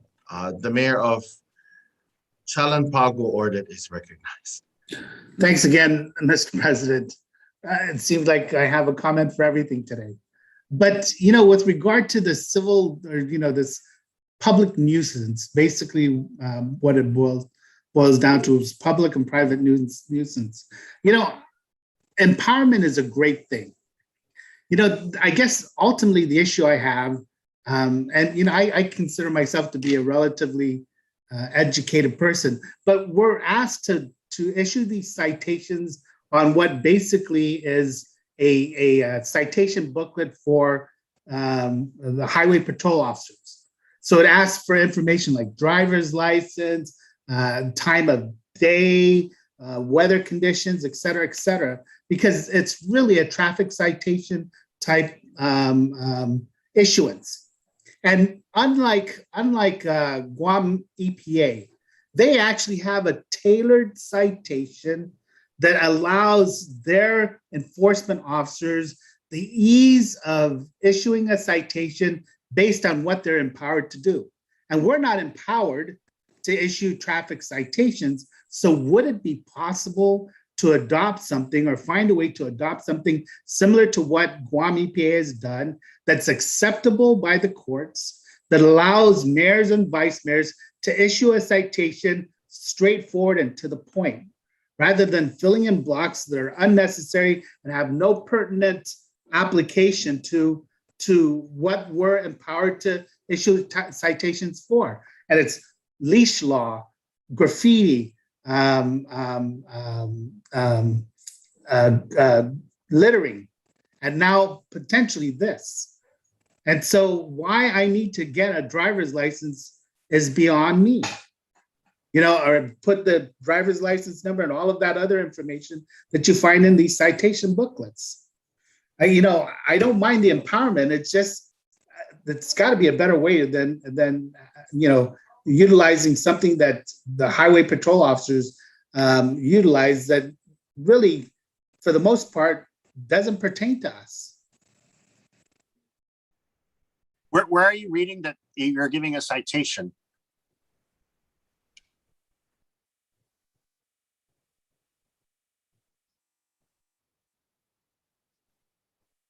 You're on mute. The issuing authority may sua sponte determine the appropriate time of the offending party abate nuisance appearance. But basically, isn't this the issuance of a citation? It says you abate, you know. In the beginning, if you look on the abatement, it says Director of Public Health. They all use different tools. So this is the different tool. Public Health, Agriculture, Public Works, they don't all use a citation booklet. Neither does EPA. So this allows you to cite the law, saying this is the law of public nuisance. This is how we're going to do this. And you're absolutely correct, Mayor. But the difference is that all of their forms, all of their citation booklets have been adopted by the courts. And so, but because we don't have something specific to the Mayor's Council of Guam that's recognized and adopted by the courts, we end up utilizing the citation booklets that we've been issued, which is basically the citation booklets that are issued to highway patrol officers. Take a look at Guam EPA's citation booklet. Has no, I mean, they're not similar.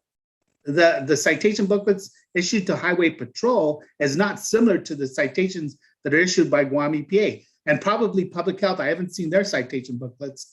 And like you mentioned, the agencies that you mentioned. So that's why I'm saying we need to proceed forward with adopting a citation booklet and the courts recognizing those citation booklets that are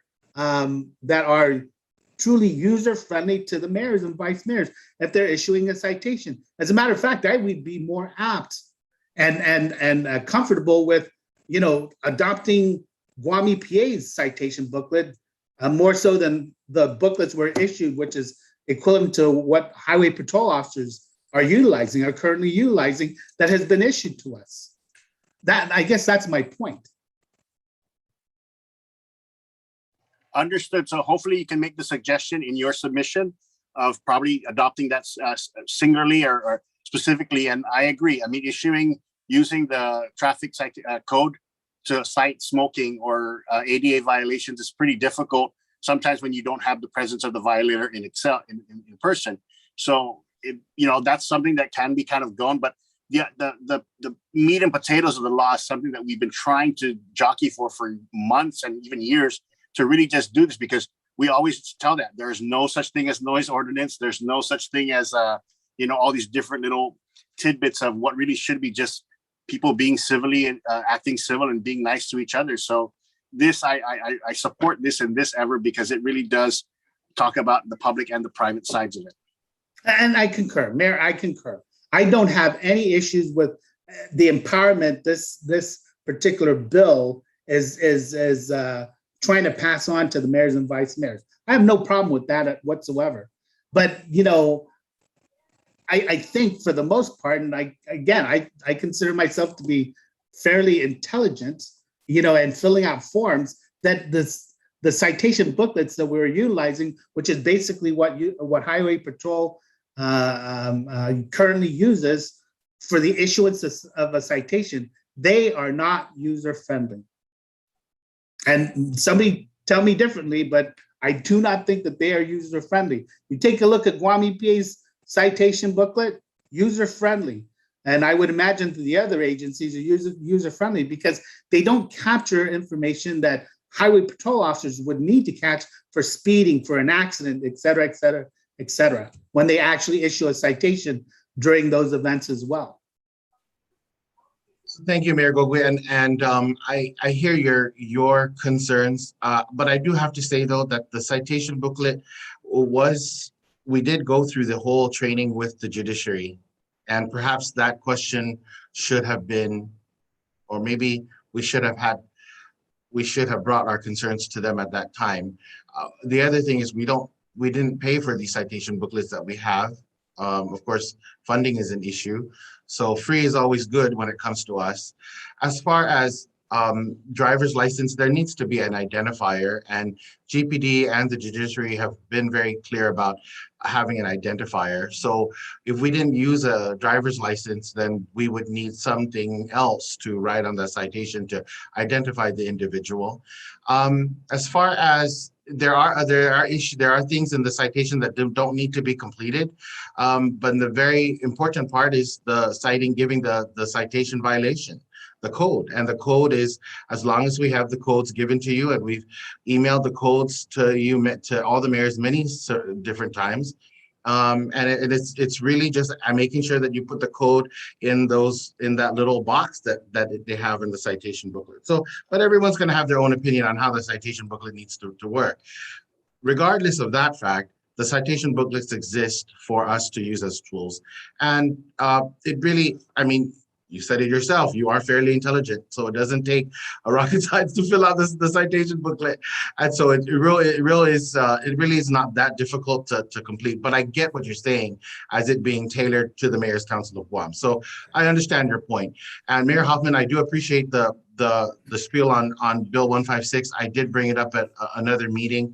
Again, like you, Mayor Hoffman, I am in support of Bill 156 simply because we have been complaining about these issues even before I became mayor. And how can we help our community, and how can we help the law enforcement officers as well? One of the complaints that came up at the previous meeting was, well, we have so much going on in our own responsibilities and our assumed responsibilities that to tack on more enforcement responsibilities just not something that we're willing to do. And I understand that as well. So we all have our own opinion on it. Know that Mayor Hoffman and I have been listening to everyone's concerns, and we are trying to get it through the senators that will listen to us, and the policymakers that will listen to us, and certainly the administration that have been welcoming to us as well. So again, yes, this is just part of what we've been listening to since we came in and how we're trying to help each other. Go ahead, Mayor Hoffman. And I just, if I could just have my colleagues, I sent it to just read the intent side of it, and you just from the intent and then part A of the civil orders of abatement. These are now these agencies that are responsible for all types of regulatory. This gives them an ability to cite now a code versus GPD. When you call GPD saying, the neighbor's playing loud music, and well, what do you want me to do? Where do you want me to cite? This now says public nuisance. So this tells GPD, hey, now there's a public nuisance law. You can write something about it. It doesn't have to generally just be the mayor. So it's not adding mayors to an existing structure. It's just saying these 5-6 agencies and the mayors, now there's a public nuisance. So on the intent side of it, I really want to focus on intent, because that's the thing. Is it injurious to health, indecent, offensive, obstruction of free use of property? If people are putting stuff inside the ponding basin, or blocking the flow of water and considered a nuisance, or like they say, stockpiling of trash. This just gets added on. I think if public health's going to do the inspection, it gets added on as a public nuisance violation. If EPA is doing the inspection and there's leakage and seepage, this just gets added on as a public nuisance violation. So all of us that have those junk cars on the sides of the road, if the abandoned vehicle law is not working, a public nuisance law might be able to say, hey, here you go. It's a public nuisance. You're on a right of way. DPW now can do this, and just cite that law versus it going to that complicated measure of, registered vehicle, notifying, 3 times by rev and tax, and EPA's involvement and land management involvement. So this to me kind of helps in just really gathers that concentration of saying, here's what really needs to happen, and just adds an additional, it's just like an additional, when they created additional crimes against the community, this is kind of the whole public abatement, a public nuisance side of it. saying, hey, now, these are the things for decent living communities. So I hope we can get everyone's support to just read the legislative intent on this and see what it actually does on in terms of the expansion of powers for those agencies as well.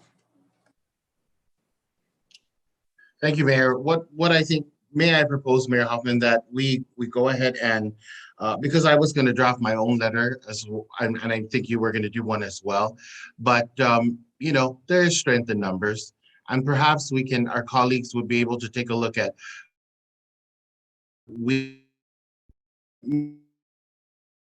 but if we can work on a letter of support that's, that maybe it's one from the two of us, and we can share it with our colleagues. And if any of our colleagues decide that they feel the need to be a part of that letter, we can include them. How would you feel about that?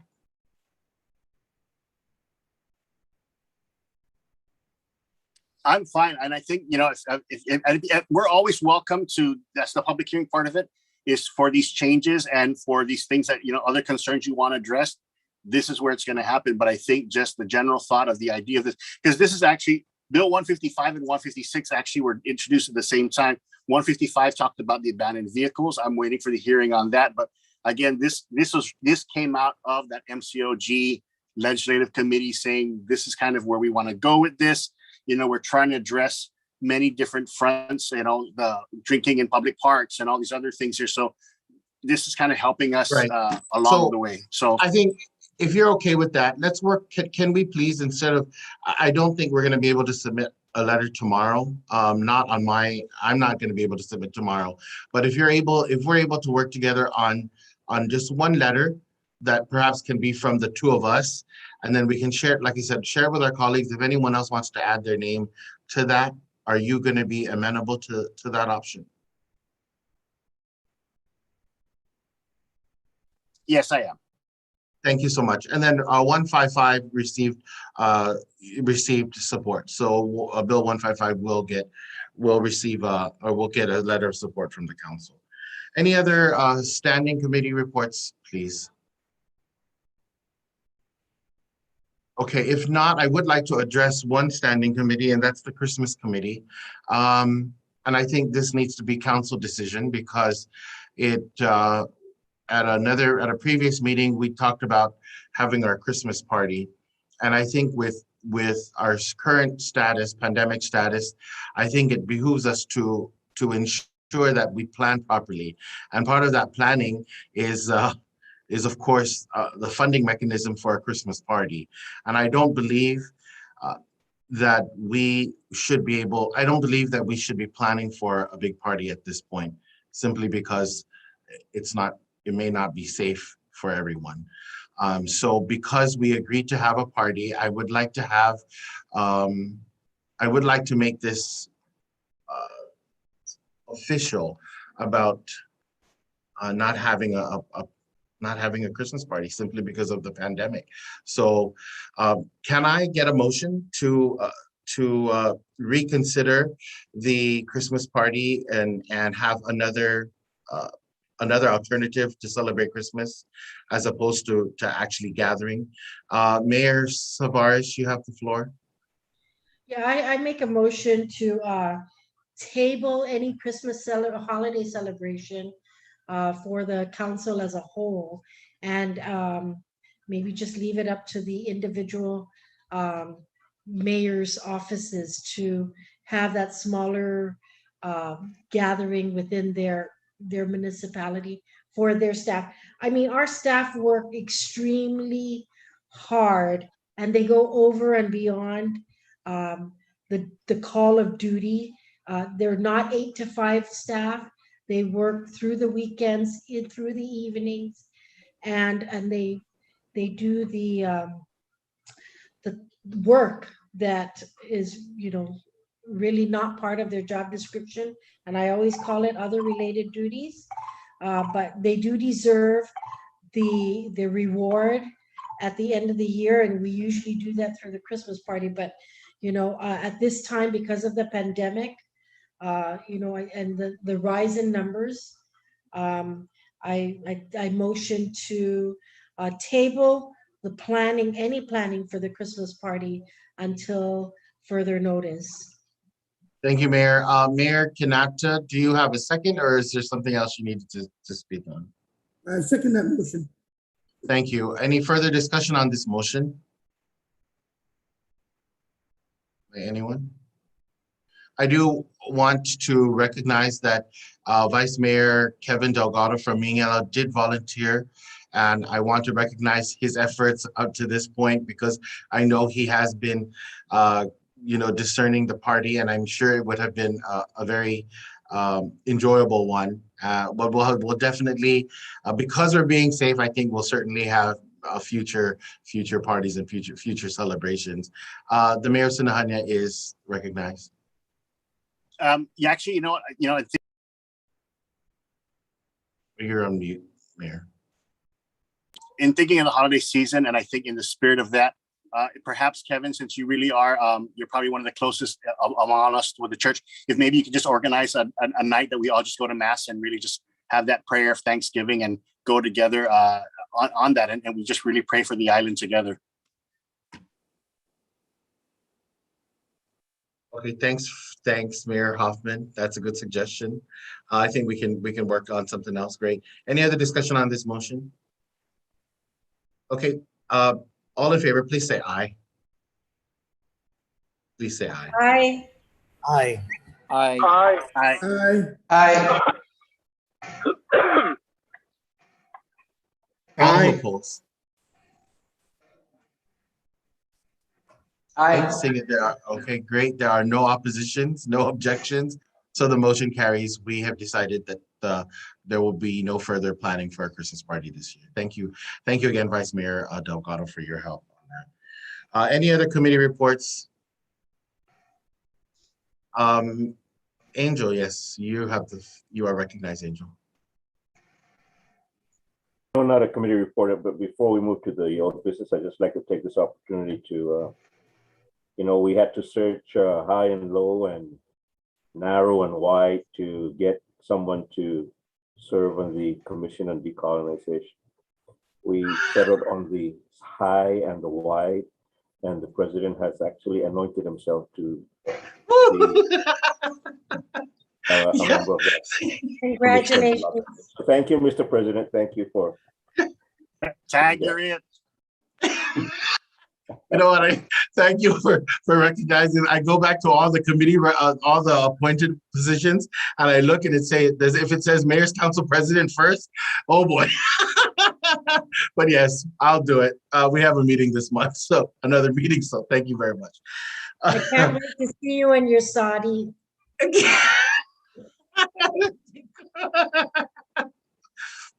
Moving along.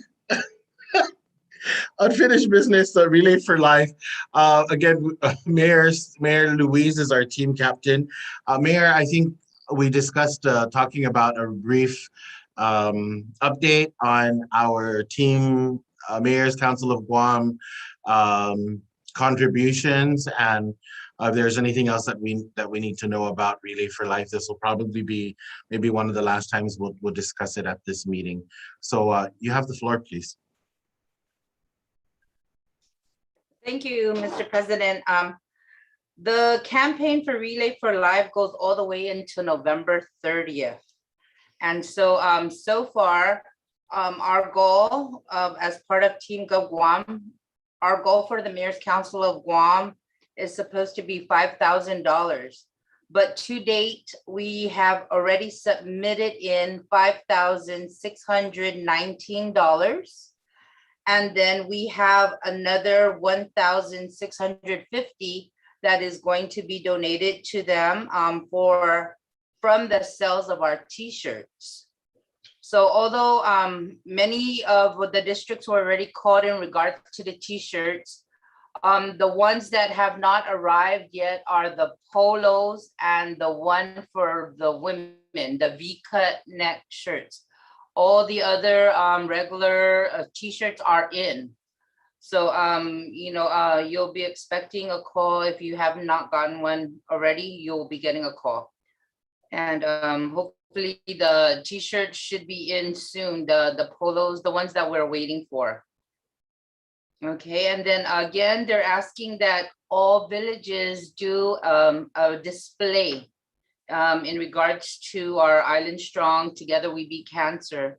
So also Senator Luis Muñoz has reached out to me to do a video of of all the different villages that have a display already. She wants a list from me. So I encourage everyone to please give me a call. Let me know if you have a display, where it's located at, or if you're not going to have one at all. Just message me and let me know so that I can make sure that you're part of their video campaign, their virtual show that they're going to put out. Okay, and again, luminarias are still they're still on sale now. They've extended the deadline because again, the campaign goes all the way till November. And so they're looking at doing a big showcase with all the luminarias in November. I'll let you know more about that, when I get more information as to the date and the location. Other than that, if you're interested in dedicating a luminaria bag, please give me a call. And that's all I have for now. And just remember, again, your displays can go all the way up to November 30th. That's the end of the Relay for Life campaign. That's all I have. Thank you. Thank you, Mayor. Great job. I do appreciate your work. I know at the very beginning, nobody wanted to be the team captain. So bless your heart for taking over. And I hope that the administration realizes that we tried our best in the midst of COVID to be a part of Team Go of Guam. So I'm glad that we were able to prove to show them that we are real team players. Oh, and I see former Mayor Bob there. So thank you. Please let them know that we really are team players. So thank you again. And then as far as the displays, I do want to recognize that Agana Heights, the ones that I know, and I'm saying it now because it's the only ones that I know, but Agana Heights has a nice display in front of their office. Manila has a cool display beside the church. And in Alahan also has a display that was featured in one of the newspapers. I also mentioned that PD does not have a static display, but we've opted instead to do a YouTube video that is updated weekly. So those are the ones. Is there anyone else out there that has a display or will be having a display? No? Okay, well, I know you won't know today, but you'll know later on today, right? That you'll have a display. But thanks again. Anyone else have any questions for Mayor Luis? I nominate her to do it for next year. She accepted. Okay. Thank you, Mayor Luis. I appreciate that. And we're going to move on to new business. It does say foster care project, and that was actually going to be a continuing conversation from what Mayfair was going to talk about. And I believe I do want to touch on it real briefly. So bottom line, public health is in need of foster parents. And at the Mayor's Council of Guam, we wear many hats.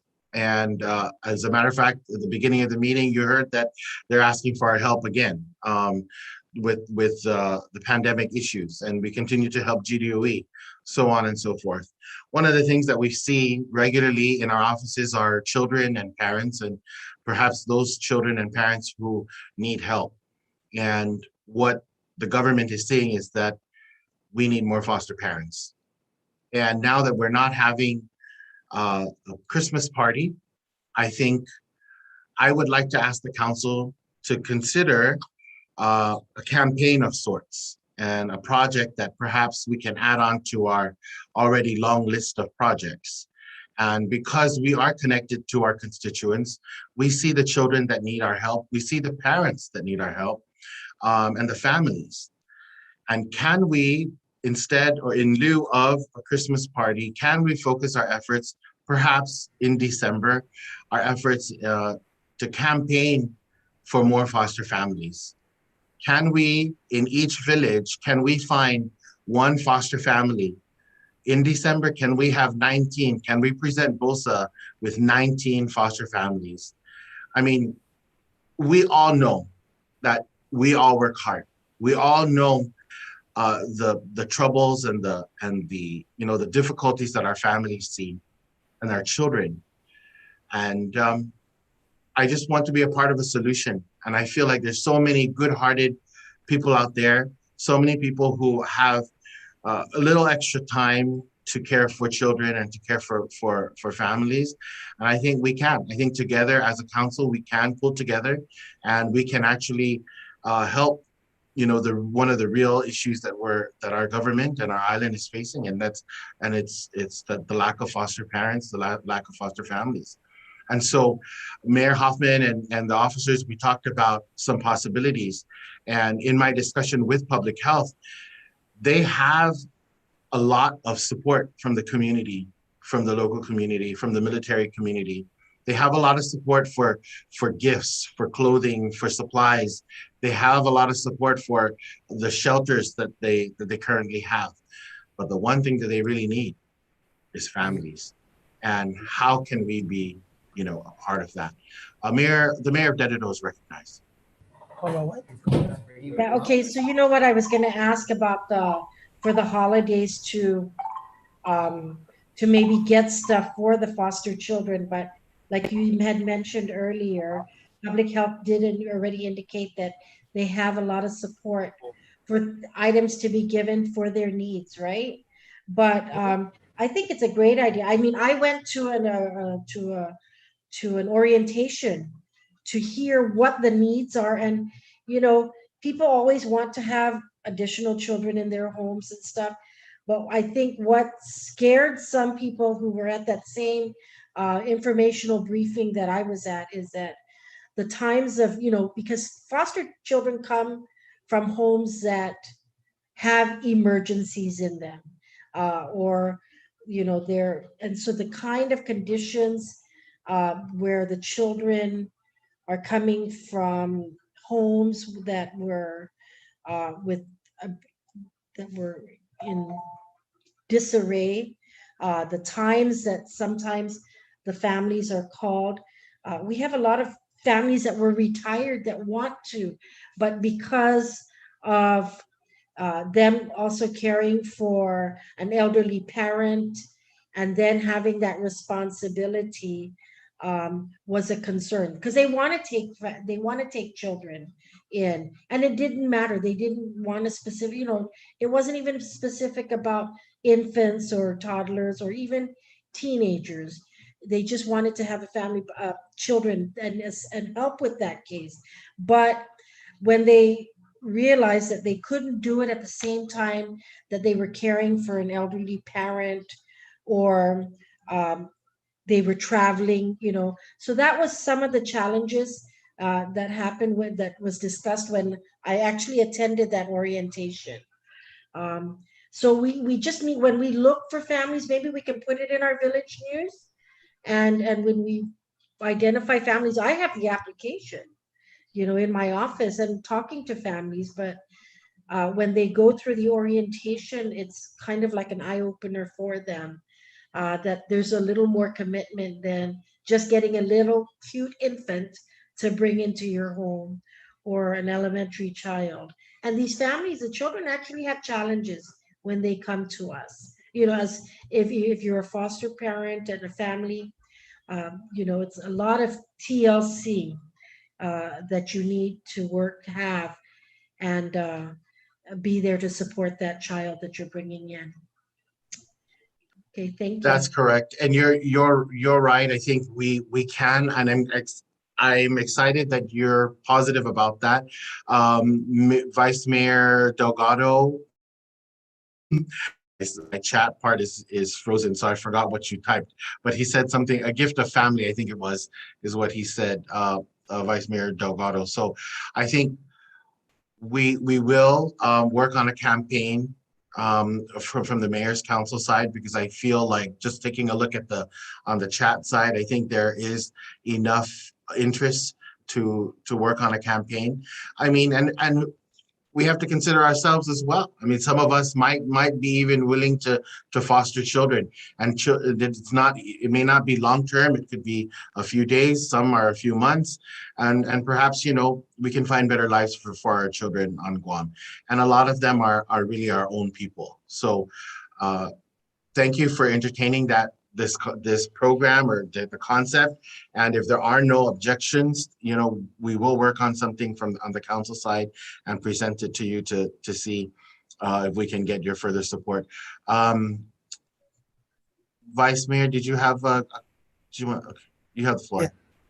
Since we've canceled out on the Christmas program or the Christmas celebration, I can work on getting at least a flyer together for the campaign. So at least there's someone taking the lead with putting together the foster care campaign. You know, what is it called? At least a poster for approval by the council. Great, thank you. I appreciate that. Maybe we can have a conversation and then we can loop in the organizations. I would like to tie in BOSA because they're the government entity, and we try to keep it government to government. If there were any other organizations that were going to be involved, Harvest House will certainly be one of them, and the Ali Shelter or the Catholic Social Services. I appreciate that. Thank you, Yeah, Vice Mayor Mayor. Alex? Yes, ma'am. Yeah.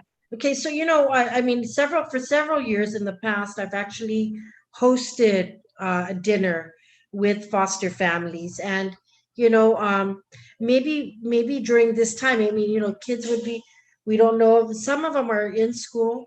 Maybe we can do a respite, and offer a respite for Mayor you know, Savares, can I tell you that you're part of the committee with us? Thank you, Mayor Savares. But we'll move along because our meeting's going to be 2 hours. You know, this record of 2-hour meetings is too long. But thank you, Mayor Savares, for your interest. Vice Mayor, you've noted that, I know. Angel, you are recognized. Oh, but you're on mute.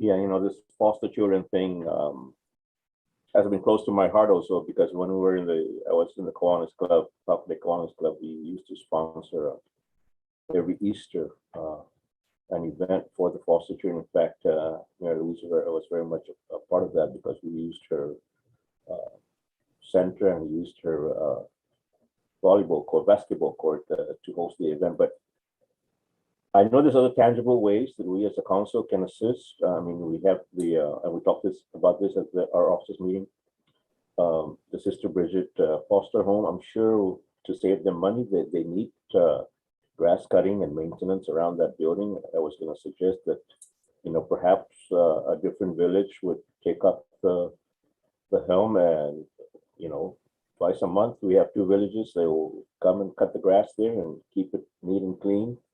The other way is, I know Tumon has a lot of hotels that are refurbishing. There are a lot of furnitures that they're trying to get rid of. Maybe we can connect with the owners. Pacific Blue Hotel is one of those that you see all the furnishings sitting right there outside the lobby of the VIP restaurant, not being taken by any of the buyers. Maybe we can connect with them and see whether they are willing to donate some of those furnishings, the beds and the nightstands and things like that, to use for this foster home in Barrigada Heights, because I don't think it's furnished yet. And the other thing that I've been thinking for a while is, I know somebody started this already, so they're collecting shoes, you know, for the homeless. I was actually thinking of a program, and I wanted to call it Walk in My Shoes, and have the same program where we collect whatever shoes or zoris or foot-aware apparel that we can get. And during Christmas, donate it to the foster children. I mean, there's over 400 of them. I'm sure they can make good use of this. And like I said, I wanted to call it Walk in My Shoes as a term where we want to make it seem like these foster children, if we only walked in their shoes, we wouldn't know what they're going through. And I just wanted to bring that up as a suggestion. Thank you. Thank you for that. That's exactly my thought, you know, is walking in their shoes and just kind of their experience and the hardship, and understanding that, allowing us to understand that in order for us to help. So thank you for that. And that's why I think it's important to loop in the government entity like BOSA, because they do know what is necessary. And they were the first persons I spoke to regarding it when we had discussed the program, because we all want to, but we don't know what they need. And that was what they impressed upon me, was that they kind of have everything else taken care of, but they really, really need foster homes. And so we'll have that continued conversation. So thank you, members. I appreciate that there's interest, there's a good interest in it, and that we will continue to work on it as a council. Any other concerns or any thoughts on this foster care project? Okay, it is developing. It is not anything that is set in stone at this point, but thank you for those that have volunteered to be a part of what I think is going to be a great thing for our island. And we're going to move into announcements. I do have a few announcements that are important. The first is you recognize that Tim Ono was on our guest speakers, but he's not able to make it because of another commitment. But he did send an email that I'd like to read to you. And he'd like for me to just share this with you. So this is coming from Tim Ono, who is the Gold Star Families Monument Coordinator. If you would be so kind as to inform the Mayor's Council that we're planning a Gold Star Families Memorial Site dedication at Skinner Plaza on Friday, 24th of September, 2021 at 9 a.m. We will have a special guest speaker, Guam Liberator Herschel Woody Williams. Woody is the last surviving Medal of Honor recipient from World War II. We'd also like to thank Mayor Frankie Salas for all his help in support of our Gold Star and Purple Heart families. He has been a lifesaver. Also, in honor of Gold Star families, and since last week in September the last week in September is designated Gold Star Family Week, we are planning a Cross Island Liberty Fun Run from Pago Bay to Agana Bay on 26 September 2021. The show time is 5 a.m., go time is 6 a.m. We will finish at the Statue of Liberty. Folks can register or pledge by visiting BIKARU-Guam. Runners, walkers are encouraged to be dropped off at start point. I will send this, he's going to send another communication to me and I will forward it to everyone. So basically he wanted to talk to us about Gold Star family events. I can't answer any questions, so I'm not going to ask if there are any questions, but I will forward this to you. And the next thing is there is a little girl, a 5th grade girl, I believe, who is working on saving our environment. And she sent me a real short video clip of a few seconds, 30 seconds, I believe. And she'd like to play this for us. She'd like for me to play this for all of us so that we could see if we'd be willing to help her purchase her ephit trees. So in the summer, she grew ephit trees. And so she's wanting to sell them to preserve the environment. Of course, ephit trees are useful for those of us who have erosion problems because we can plant them there. So Madison Flores has just a short snippet that she would like to share with you. She would otherwise have been present if we were going to meet face to face. So Tia, can you go ahead and play that video, please?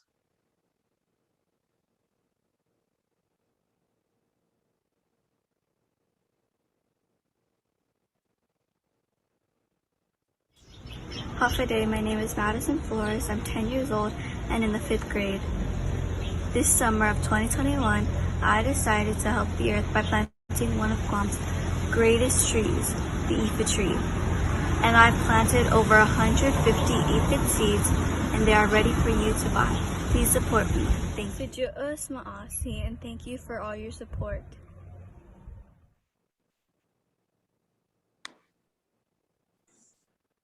Thank you. So she's selling them for $5 each. She started her camp. She did it started in the summer, and I believe. Thank you, Tia. You can close. You can purchase them from her. I'll send you the information if you'd like. She started out, I think, with 150 plants, and she's kind of sold a majority of them already, but has more to come. So those of us in our coastal areas, or those of us that have erosion problems, if you're willing to support this young girl in her endeavor, $5 is a great, it's great. I can't answer any questions, but I'll certainly send you the information, the contact information, and her name and her grandmother. And I believe that she is a resident of the great village of Dedito. Mayor Zavar's resident. Yes. Bobby Bobo is her Correct. Her grandmother. grandmother. Yes. Yes. So yeah, I'll be sending everyone that information in case you're interested in purchasing some of the.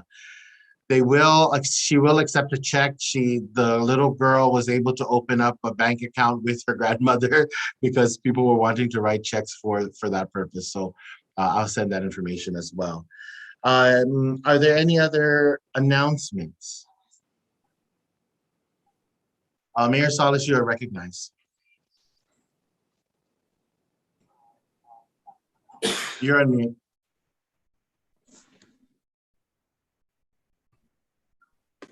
Mayor Salas, you're on mute.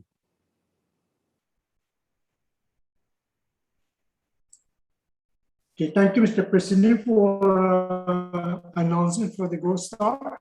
Can you hear me now? Can you hear me? Okay.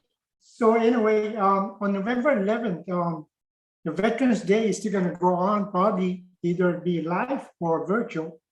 And we're still spearheading and having meetings. Even we had a meeting down at the Tumon Depot Beach trying to figure out what's going to happen. So for now, we're still trying to get a question mark on either we have the virtual or the live ceremony for the Veterans Day. That's going to take place on November 11th. So I'll be giving out heads up. Maybe I might need help to ask our colleagues to help me out put up canopies and chairs. But maybe that now can happen. So I'll keep in touch on that. That's all. Thank you. Thank you, Mayor. And I do want to recognize that Hoggett will have a cancer display. So thank you to the village of Hoggett. And then I also will be reaching out to certain villages from the Guam Coalition because they would like to do their wave again for the Family Violence Awareness Month. And so those that they typically recognize or they typically request, I believe it's Hagatnya, Tumuning, Dedito, Baragada, Mingilo, and Zotnya. I'll be calling you directly. And if there's anyone else that would like to host a wave for the outreach for the Guam Coalition against sexual assault and family violence, that'll be in October. I will be reaching out to you directly. Thank you. Any other announcements? Okay, well, okay, Mayor Hoffman, yes, you have. Sorry, for the mayors of Jigo, Dedito, Baragada, Mangilao, Tumuning, Talafofo, and Agate, if you can just check your WhatsApps on the emergency food management grant, let me know. All right, thank you. Thank you, Mayor. Any other announcements then? Okay, any other concerns that we need to address at this point? Thank you. This is the end of our first virtual meeting. It will not be the last. We'll probably try and keep safe. But thank you again for attending, and we'll see you soon. It is 1:23 and the meeting is adjourned. Sidos Masi. Thank you. Adios. Matic, thank you for lunch. Thank you for. Okay.